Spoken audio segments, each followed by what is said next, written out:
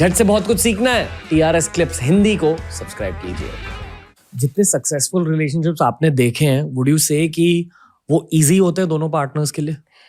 Sorry I didn't get you. मतलब जो सबसे ज्यादा सक्सेसफुल रिलेशनशिप्स होते हैं आज के जमाने में, उन्हें सक्सेसफुल बनाने के लिए डेफिनेटली मेहनत लगती है। Of course. पर इज इट आल्सो ट्रू कि थोड़ी ईज महसूस होनी चाहिए? That's a sign of a high potential but relation. I think जैसे हम कहते हैं ना कि happily ever after, it's never happily ever after. तो अगर जैसे आप पौधा ले आए, तो अगर उसको आपको रोज पानी डालना है तभी वो पौधा ग्रो होगा। आपको उसको खाद भी डालना है ताकि वो अच्छे से ग्रो होगा। Since you are a plant parent, तो आई एम श्योर कि आपको पता तो होगा कि एक पौधे की केयर कैसे करनी है, राइट? तो इट इज इम्पॉर्टेंट उसी तरह से रिलेशनशिप में it is important to know कि आप अगर आपको लगता है कि रिलेशनशिप में मुझे बहुत ज्यादा एफर्ट नहीं डालना पड़ रहा है, मतलब इट्स ईजी कि मैं घुस सकता हूँ, I can get married to a person, but it has to be effort which is equal. आपको एक सवाल है, ठीक है, मैं आपको एक सवाल पूछती हूँ कि एक इंसान को, मतलब एज अ पार्टनर, आपने कितना परसेंटेज एफर्ट डालना चाहिए रिलेशनशिप में? कितना परसेंटेज एफर्ट डालना चाहिए? 50%। 50% उनकी तरफ से होना चाहिए। नो, 100%। 100% ना? So if you put 100% and they put 100%, so you will always be overwhelmed with a lot of efforts, right? 50% is not the amount that you're supposed to, तब 50% ही डाल रहे हो और आप एक्सपेक्ट कर रहे हो कि सामने वाला भी उतना परसेंट डाले। I don't think people think like that कि अपने दिमाग में आज 50% हो गया। I think that's just a way of saying it.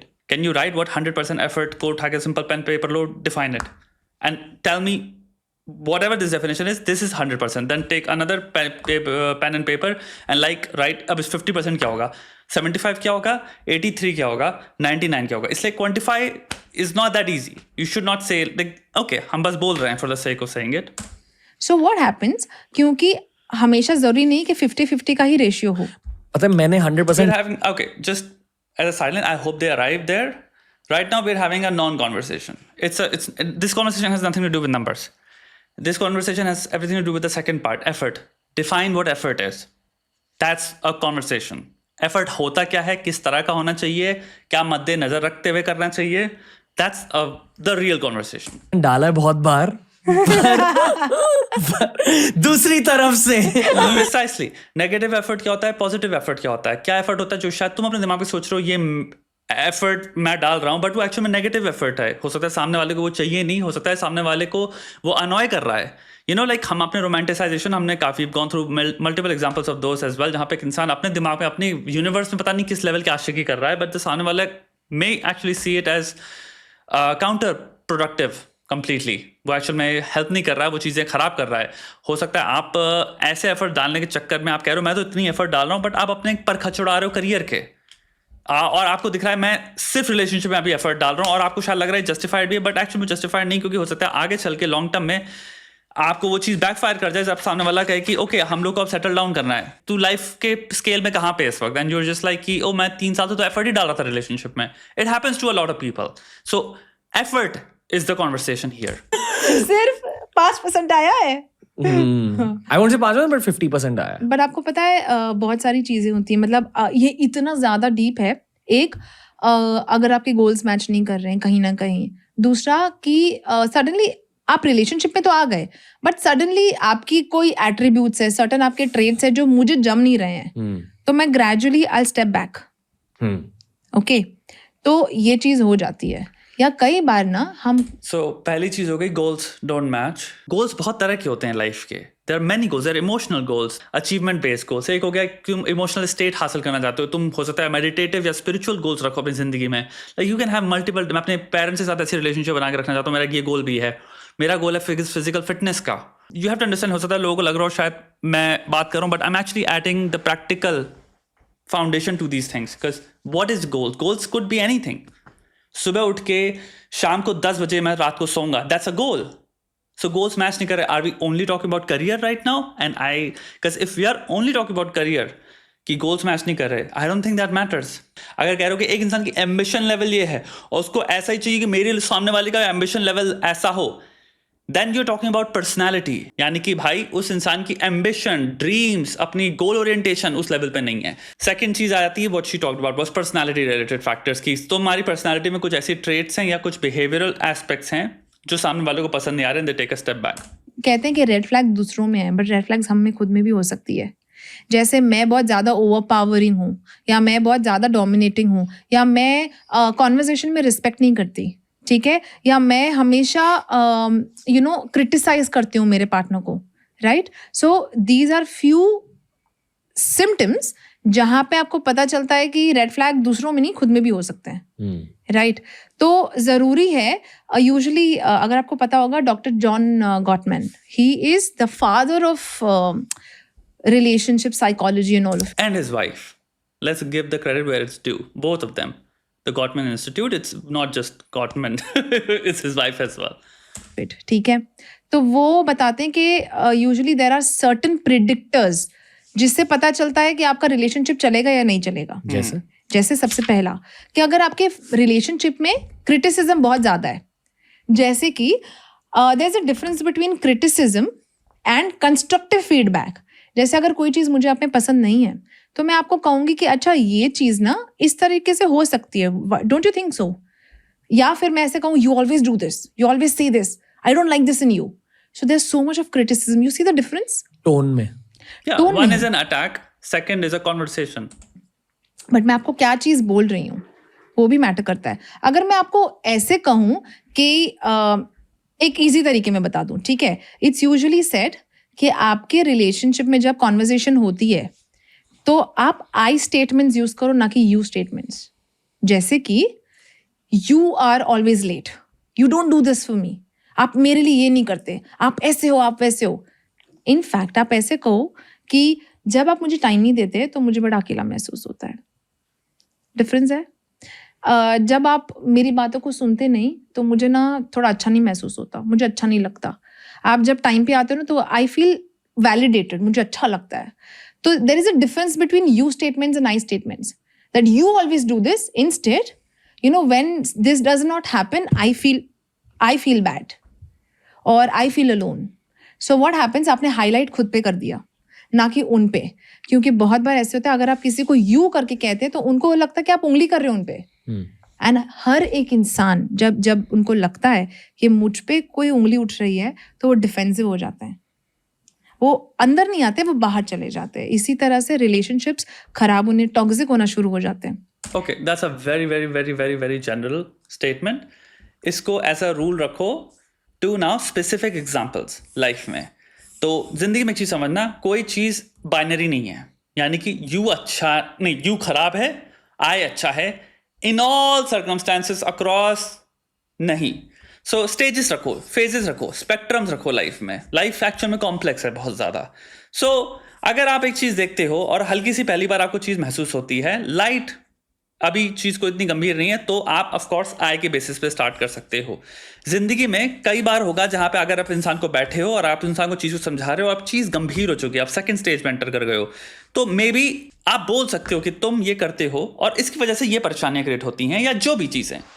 और ये जो मॉडल जो यूज़ करिए, ये एक मॉडल नहीं है, ऐसे 500 मॉडल्स एग्जिस्ट करते हैं बाय द वे साइकोलॉजी में, क्योंकि अलग अलग साइकोलॉजिस्ट ने अपने अपने मॉडल्स क्रिएट कर रखे हैं. तो उसमें आप पे डिपेंड करता है, आप चूज़ कर सकते हो जहाँ पे आप कॉन्वर्सेशंस को एग्जिस्ट कैसे एड्रेस करने वाले हो. जो भी चीज़ रिजॉल्व करना चाहो, प्लीज़ उसको उस गहराई से करो जहाँ पे it really does not matter sentence या वर्ड्स क्या हैं, व्हाट मैटर्स इज फीलिंग क्या है, इंटेंट क्या है. अगर सामने वाले को जेन्युइनली इंटेंट दिख रही कि यार वो चीज़ मुझे कम्युनिकेट करना चाहता है आउट ऑफ केयर, तो वो चीज़ सबसे इंपॉर्टेंट होती है. यानी कि अगर मैं तुमको अपने सामने बैठाता हूँ, मैं कहता हूँ यार मेरे को देर से एक जेन्युइनली बात करनी है, I have a problem and I want to discuss, I want to share it with you, ठीक है.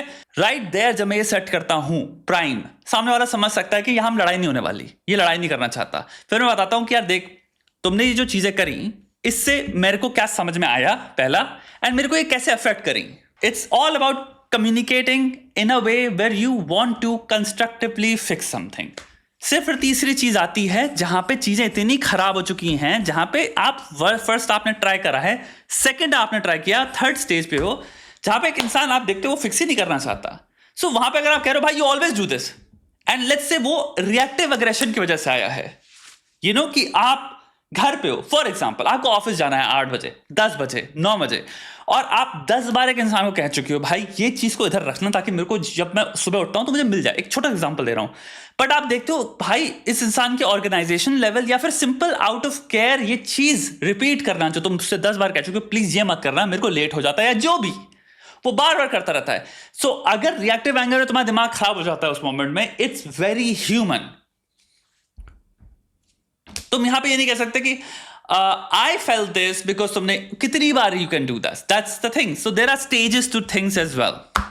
I think सबसे खूबसूरत चीज है सेकंड वाली, जहां पे what she said also applies. I think ये फर्स्ट स्टेज पे भी अप्लाई करती है, but second is more so कि यार सामने वाले को बैठाओ and you just express and then you also want to listen. Please देखो चीजों को रेसिप्रोकेटिव रखो या रेसिप्रोकल रखो इन द सेंस कि ये जो मैं शेयर कर रहा हूं ये फाइनल नहीं है। हो सकता है किसी इंसान को ओसीडी हो सकता है किसी इंसान को किसी तरह के डिसऑर्डर्स हो बचपन से, और उस इंसान ने तुम्हारे साथ शेयर नहीं किया है, बट वो बिहेवियर उनको बहुत लेवल पे इंपैक्ट करता है, और फिर इंसान फाइनली कहेगा यार देख मैं समझ सकता हूं मेरा बिहेवियर तुम्हें इंपैक्ट कर रहा है, मैं आज तुमसे कुछ शेयर करना चाहता हूं। तो लेट्स से तुम फर्स्ट पॉइंट हुआ, तुमने कुछ शेयर किया, कई लोग कर सकते हैं ऐसा, वो अपना शेयर करके उनको लगता है कॉन्वर्सेशन खत्म हो गई, मैंने शेयर कर दिया अब मुझे सामने वाले की सुननी नहीं है, अब ये तुम पे है और मैं या तो फोन उठा के निकल लूंगा या मैं कट लूंगा, मैं कॉन्वर्सेशन में ध्यान नहीं दे रहा हूं क्योंकि मुझे लग रहा है मैंने तो अपना पार्ट कर दिया, अब इस इंसान पे है। तो ये चीज होती है कि फर्स्ट का एक रेसिप्रोकल, उसको सुनो कि तुमने जो शेयर किया कि मैं 3 सिंपल पार्ट में कर सकते हो, तुम्हारा बिहेवियर, मैंने कैसे इंटरप्रेट किया और उसने मुझे कैसा महसूस कराया। समझना, फिर से रिपीट कर रहा हूं, तुम्हारा बिहेवियर यानी कि you did this. Now second point है, I am not saying maybe बी तुम्हारी इंटेंशन थी, बट प्लीज एम्पैथी के पॉइंट ऑफ व्यू समझो, मैंने इसको ये समझा, मे बी तुम शायद कर ही नहीं रहे थे पर मैंने इसको ऐसे समझा, और तीसरा इसने मुझे ऐसा महसूस कराया। सो मे बी तुम यहां करेक्ट कर सकते हो कि यार मेरी कोई ऐसी इंटेंशन ही नहीं थी यार, कंप्लीट मिसकम्युनिकेशन हो गया या समथिंग समथिंग, वो सेकंड पार्ट में करेक्शन होगा और फिर वो ये बात ही समझेगा कि आई अंडरस्टैंड, ऐसा मुझे शायद नहीं करना चाहिए था, मैं नेक्स्ट टाइम से बेटर फ्रेम करूंगा, नेक्स्ट टाइम से बेटर वे में कम्युनिकेट करूंगा, एंड तुमने जो महसूस किया आई अंडरस्टैंड। चौथा पार्ट वो हो गया चेंज वाला, कि हम इस बिहेवियर को रिपेयर कैसे कर सकते हैं। आप ऐसे भी कम्युनिकेट कर सकते हो, बट मैं यहाँ पे कहना चाहता हूं there are stages to things. अगर कोई इंसान जाहिल है, कोई इंसान कोई ऐसा काम कर रहा है जहां आपको अब लड़ाई होने वाली है, भाई थोड़ी क्या मैं आए पे टिका रहूंगा, नहीं, like there are stages, there's, I understand what she is saying, but what I am saying is just contextually nothing is absolute. So usually relationships में आप आई स्टेटमेंट्स यूज करो, ना कि you. She said usually, that's the important part. You do this, say that when this happens I feel bad. ठीक है, जैसे for example अगर conversation में इफ तुम चिल्ला के बात करते हो, तुम हमेशा ऐसे बात करते हो, तुमको रिस्पेक्ट नहीं है, इंस्टेड यू से दैट जब हम बहुत एक टोन में बात करते हैं तो मुझे अच्छा लगता है, मुझे ऐसा लगता है कि I am heard. You see the difference? So जब constant, so there is a difference, आप क्रिटिसाइज कर रहे हो एक तरफ और आप एक कंस्ट्रक्टिव फीडबैक दे रहे हो सामने वाले को। तो अगर कांस्टेंट क्रिटिसिज्म आ रही है तो that is one thing that predicts कि ये ज्यादा नहीं चलेगा। ऑल्सो आई वुड से अगर कोई तुम पे चिल्ला रहा है, may be you're kind of वही बात की ना, you know you're way beyond the first part, you are at second or third, जहाँ पे maybe you should start considering कि okay for the well-being long term, simple मेरी well-being and my life and my relationship, क्या मैं चाहता हूँ कोई इंसान मेरे पे चिल्लाए, कि इसका अंत क्या है। अंत को भी रख के देखो कि जीवन भर की चीज है, जीवन भर के साथ के पॉइंट ऑफ व्यू से मतलब मेरी इस इंसान के बिहेवियर से एक्चुअल में मेंटल हेल्थ डायरेक्टली इंपैक्ट होगी। दूसरा, अगर वो चिल्लाता है क्योंकि उसको कोई अग्रेशन रिलेटेड प्रॉब्लम्स हैं, तो आज चिल्ला रहा है कल क्या करेगा, क्योंकि लड़ाइयां तो होंगी, बहुत चीजें होंगी, रिलेशनशिप का एक खेल ही काफी ऊपर नीचे जाने वाला है, डाउट्स आएंगे, ये होगा, वो मोमेंट्स होंगे। अगर किसी को एंगर रिलेटेड प्रॉब्लम्स हैं एंड लेट्स से वो इंट्रोस्पेक्टिव है उन चीजों को लेके, वो कह रहा है भाई मैं फिक्स करना चाहता हूं, तो मैं मे बी किसी साइकेट्रिस्ट के पास जाऊंगा, राइट। अगर मेरे को एक्चुअल बहुत स्ट्रांग एंगर रिलेटेड प्रॉब्लम्स हैं तो आपको मे बी साइकेट्रिस्ट के पास जाना चाहिए, साइकोलॉजिस्ट के पास बाद में जाना चाहिए, पहले साइकेट्रिस्ट के पास, एक अच्छे से साइकेट्रिस्ट के पास जाओ जो कि एंगर रिलेटेड चीज़ों के साथ काम करता है, ताकि वो आपको अगर कोई डायग्नोसिस है तो डायग्नोसिस दे पाएँ। हो सकता है वो न्यूरोलॉजिकल हो इन नेचर, हो सकता है वो डिसऑर्डर हो, बिहेवियरल कॉन्डक्ट डिसऑर्डर्स होते हैं, हो सकता है वहाँ से आपका आ रहा हो, और इन सब के फिर प्रॉपर थेरेपीज वहाँ से तुम सीख करोगे चीज़ को सॉल्व करने के लिए। हमेशा हर चीज़ का सोल्यूशन, एक बहुत बड़ी प्रॉब्लम मैं देखता हूँ यूट्यूब पे भी चलता आ रहा है, लोग आंख बंद रहते हैं थेरेपी सोल्यूशन है। थेरेपी वर्ड इतना कॉम्प्लेक्स है, उसके अंदर इतनी सारी चीज़ें हैं, क्योंकि अगर एक इंसान रोजेरियन थेरेपी कर रहा है तो 500 चीज़ें जो वो बिल्कुल क्वालिफाइड ही नहीं है थेरेपी देने के लिए। और हुआ क्या, आदमी सोचता है थेरेपी वर्ड है और मेरे को कोई प्रॉब्लम्स हैं, तो मुझे किसी भी थेरेपिस्ट के पास चला जाना चाहिए is very dangerous miss information basically. और क्या है? दूसरा स्टोन वॉलिंग। अब स्टोन वॉलिंग क्या होता है, जैसे अगर झगड़ा हो गया, ठीक है, हम दोनों के बीच अनबन हो गई, तो I have shut my self down, मैं कॉन्वर्जेशन नहीं कर रही, मुझे बात ही नहीं करनी। ऐसे होता है बहुत बार, राइट? जैसे कहते हैं ना कि मुंह फुला साइलेंट ट्रीटमेंट के बैठी है या बैठा है and that person doesn't talk to me, ठीक है। अब झगड़ा हो गया, लड़ाई हो गई, अब क्या करें? तो एक इंसान को बात करनी है अबाउट द प्रॉब्लम, बट सामने वाला चुप होके बैठा है, बात ही नहीं करनी, तो जैसे इग्नोर करना प्रॉब्लम को, राइट? उस मोमेंट पे कॉन्वर्जेट नहीं कर रहे हैं। एंड ये एक फंडा होता है, जैसे कहते हैं कि जब भी कोई लड़ाई हो या प्रॉब्लम हो तो always resolve it with in 72 hours, वरना ना वो बहुत ज्यादा ग्रेव होने शुरू हो जाता है, वो एक पत्थर एक अंदर दिल में रह जाता है अगर आप कॉन्वर्जेशन नहीं कर रहे उसके बारे में, उसको रिजॉल्व नहीं कर रहे हैं। तो जैसे एक फंडा ये भी है कि कभी भी never go to bed with that fighting mode, always resolve your fights before you go to bed, so that's also one of the thing. So आपका स्टोन वॉलिंग एक हो गया, राइट? जैसे आप बात नहीं कर रहे हैं, आप अपने आप को शट डाउन कर। so कई बार you can go to bed and maybe you wake up and you realize you may have a complete different interpretations about things. Always I think is a like tricky zone. You may have sometimes just a shitty mood and तुम उसकी वजह से हो सकता है फालतू लड़ाई करो, and this exists hormonally, it exists. You can have a very crappy sleep and जिसकी वजह से आज तुम grumpy हो, काफी लोगों का होता है यार, and you probably are passive aggressive or you probably fight with the person unnecessarily, तुमने fight कर ली है, and all you need is actually a good sleep and then you wake up and you're like अरे यार just don't even worry about it, मैं पता नहीं क्या, मैं मूड सड़ा हुआ था, तो that doesn't apply again always, not really. करने कॉन्वर्जेशन से कि लड़ाई। एक और चीज समझो, बहुत सारे लोग जब क्लोज कपल में होते हैं, बहुत सारी लड़ाइयाँ फिजूल की लड़ाइयाँ भी होती हैं। You have to really really understand हर battle is not significant battle. काफ़ी बैटल्स हो सकती हैं क्योंकि आपने नींद अच्छी नहीं ली है, आपकी डाइट 2 कौड़े की है, आप शायद somebody ticked you off, somebody irked you off, somebody irked you, तुम ट्रैफिक में किसी से दिमाग खराब हो गया, आज तुम्हें जितने बजे आना था तुम लेट हो, तुमने पानी कम पिया हुआ है, like there is host of reasons जो बायोलॉजिकल फिजियोलॉजिकल हो सकते हैं, जो हार्मोनल हो सकते हैं, मूड रिलेटेड हो सकते हैं।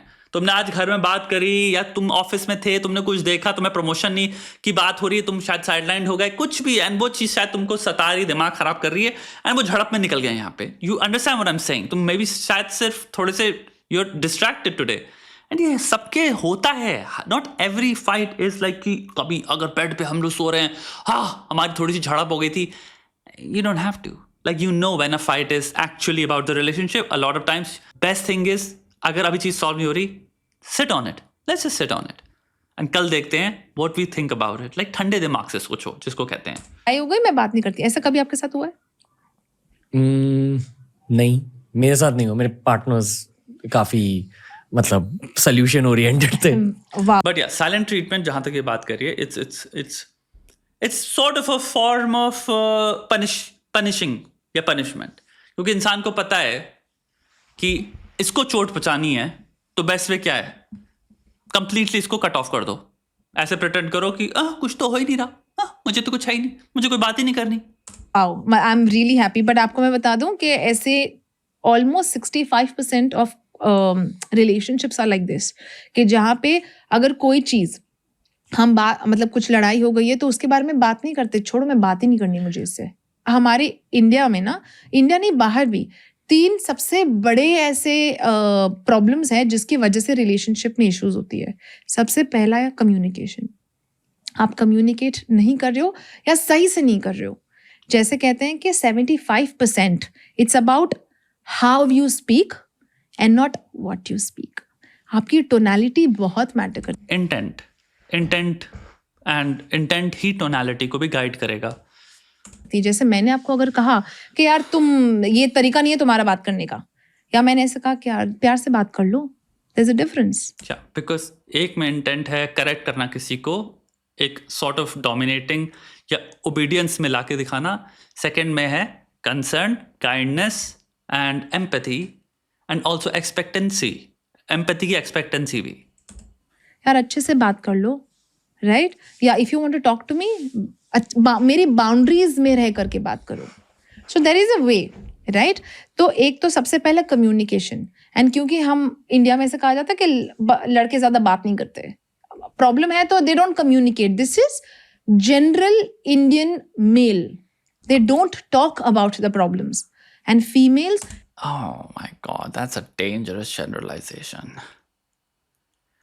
तुम लोग यहाँ पे सिंपल एक्सपीरियंशियली बता सकते हो कितने तुम में से थे जब प्रॉब्लम हुई तुम लोग ऐसे थे मुझे प्रॉब्लम के बारे में बात नहीं करनी, या तुम लोग कितने थे कि तुम लोग का ये था कि यार आप रिजॉल्व करते हैं, यार प्रॉब्लम सॉल्व करते हैं, यार तू बता मैं सुनने को तैयार हूँ, जितने भी घंटे लगे हम सॉल्व करेंगे, नीचे कमेंट्स में लिख के बताओ.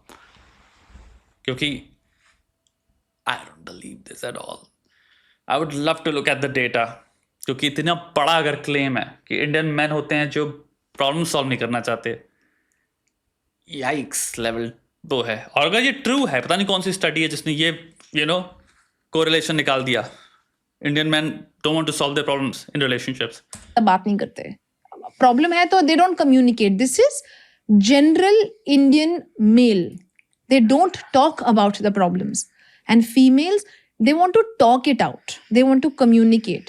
Maybe शायद कोई इंसान कोई बहुत लंबा खींच के बात कर लेते हैं, कोई बहुत शॉर्ट में क्रिस्प में बात कर लेते हैं, बट सबकी एक तरीका होता है. And maybe say that then. क्या हम खतरनाक जनरलाइजेशंस में चले जाते हैं. मार दिया उठा के एक पेन ब्रश से इंडियन मेल. इंडियन लड़कियां हाँ सब रिजॉल्व करना चाहती हैं, सो बेसिकली लड़के साइलेंट ट्रीटमेंट देते हैं लड़कियों को. pretty sure दोनों पार्टीज में आपको मिलेगा. एंड आई डोंट थिंक कोई उसमें परसेंटेज को लेके डेटा होगा कि इतना परसेंटेज मेल करते हैं, इतना percent. I think it's impossible to find तुम्हारा परसेंटेज क्या है इसमें. पर्सन टू पर्सन पे डिपेंड करता है, स्टेजेस टू स्टेजेस पे डिपेंड करता है, लेसन्स टू लेसन्स पे डिपेंड करता है, लर्निंग्स टू लर्निंग्स पे डिपेंड करता है. कोई इंसान हो सकता है 18 साल में काम किया हो किसी लड़की के साथ, वो इंसान 26 साल में समझाओगे यार बहुत ही बेवकूफ़ वाली चीज़ थी क्योंकि उसने पढ़ाई लिखाई कर लिया, फिर उसने समझा चीज़ों को, उसने कहा ये सब मैं नहीं करूँगा. I don't want to accept this mode of communication. And similarly तुम्हें लड़कियां मिलेंगी जो हो सकता है करती हैं, उनको लगता है हाँ बेस्ट चीज़ है, सामने वाला तड़पता है, एंड अगर मैं 12 घंटे बात ना करूँ चाहे कितनी अकड़ फकड़ जो भी थी सब निकल जाती है. फिर आदमी कहता है अरे बात कर लो यार, अरे बात कर लो, अरे भैया माफ़ करो. एंड जब उसको लगता है कि हाँ मेरा ईगो यहाँ पे जीत गया, हाँ ठीक है, तो यहाँ पे क्या हुआ, प्रॉब्लम सॉल्व हुई नहीं, प्रॉब्लम एड्रेस भी नहीं हुई, सामने वाले ने कोई अकाउंटेबिलिटी नहीं ली, सामने वाला कोई अकाउंटेबिलिटी लेना भी नहीं चाहता, सामने वाला सिर्फ जीतना चाहता है. तो साइलेंट ट्रीटमेंट जो ये मेरे ख्याल से मैं वेट कर रहा हूँ बोलने वाली बात जो बोलेगी वो ये है. इसलिए वो फॉर्म ऑफ पनिशमेंट होती है कि तुम्हारी ये एक ईगो की चीज़ है. It's all about ego. Which is why जब आप डिफरेंसेस देखते हो कम्युनिकेशन में, this could be one of the issue.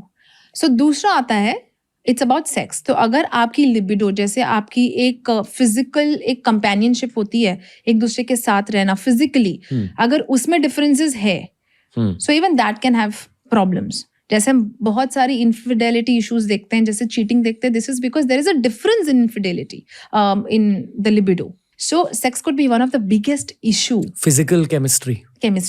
Right. So one person wants to get cozy, the other person doesn't want to be, right? So agar what she means is one person wants sex, the other person does not. Because cozy has nothing to do with sex. ये बहुत लंबा चलता है ना, so that could be another issue. So we see a lot of even sexless relationships and marriages. India में. Not just India, it's everywhere.